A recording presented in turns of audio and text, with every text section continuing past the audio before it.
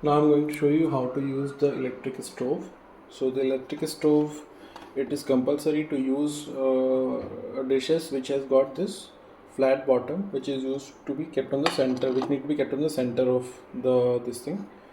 And similarly, all the dishes, cooking dishes that we have, the frying pans, the tea kettle, they have all got the bottom is always a flat bottom, which is meant for used on the electric stove. So don't use any kind of dishes which does not have this flat bottom to be kept on the electric stove.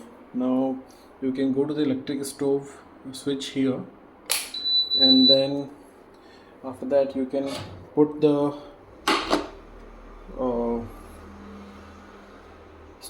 this thing, the pan or the tawa or the cooker on this, and then you have to turn it on. First you have to press the on button. After you press the on button, you need to select what you are going to do. So if you are making a curry, you can use the gravy. If you are making rotis, you can use the roti or dosa. If you are doing stir fry, this was stir fry. If you want to cook rice, use pressure cook. If you want to make something like pasta or Maggi, then slow cook will be the option.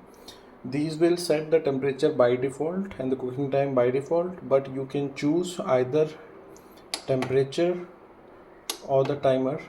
So first you have to turn it on, then you can choose say timer, and then say first you want to do slow cook, then it automatically sets the temperature. You can reduce the temperature or you can choose the temperature button, and then you can either increase the temperature or lower the temperature.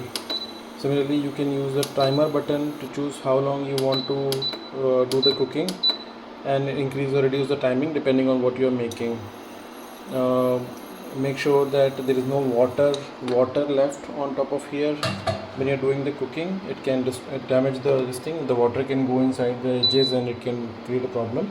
If there is no dish on top of this, it will start making beeping sound that there is no dish. Once you're done using this, you can turn it off, and remember to not keep anything which is it can be used to turn it off. And then you can go to electric stove here and turn it off. Do not put any kind of a dish on this which does not have the electric stove flat bottom. There might be some oil flying over here, but that you can clean with the tissue paper or something, or the cleaner will come and do the cleaning for you. So that's all about the electric stove. There is only one electric stove. We are planning to keep a spare electric stove just in case if this stove does not work, so you can use the other one, but it is not there right now. And the one problem is that the electric stove is not on power backup.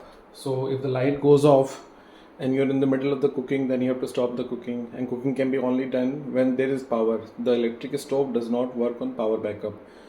In the entire house, only the fans of all the rooms and one light in each room works with the power backup. So that's all about the electric stove. There is an oil kettle and some masalas left here that you can use. They are clean, and we just use it by ourselves and leave it for the guests to use also if they want to do their own cooking. We don't do any heavy cooking here because then what's the point of being on a holiday. But if you want to have a breakfast done, some sort of breakfast made for yourself, or some light dishes that you want to make, then you can use this.